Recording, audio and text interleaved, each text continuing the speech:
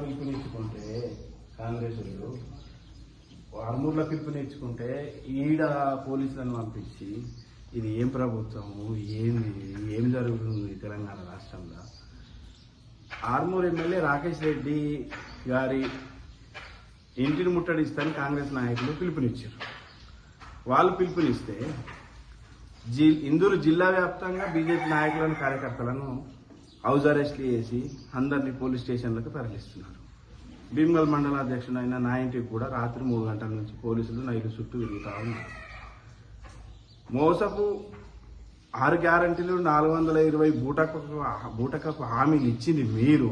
ఆ బూటకపు హామీలు ఇచ్చి నెరవేర్చకుండా ప్రజలను ఇబ్బందులకు గురి చేస్తున్నది మీరు. అట్లాంటిది ప్రతిపక్ష ఎమ్మెల్యేలకు రాకేష్ రెడ్డి గారికి నిధులు ఇవ్వకుండా సతాయిస్తున్నది మీరు. మళ్ళీ రాకేష్ రెడ్డి ఇల్లుని ముట్టడిస్తా అనడంలో అంతరార్థం ఏమున్నది? పోనీ ముట్టడిస్తుందని మీరు పిలుపునిచ్చారు. మీరు ఇచ్చిన పిలుపుకు మరి పోలీసులను పెట్టి మా ఇందూరు జిల్లా వ్యాప్తంగా బీజేపీ కార్యకర్తల నాయకులను మీరు అరెస్ట్ చేయించడము, పోలీస్ స్టేషన్లలో పెట్టించడము ఎంతవరకు సబబు? ఇది ప్రజాస్వామ్యాన్ని కూని చేసే విషయం. ఈ ప్రజాస్వామ్యంలో మరి తెలంగాణ రాష్ట్రంలో పోలీసు వ్యవస్థతోని ప్రభుత్వాలను నడపాలనుకుంటున్నారు కదా.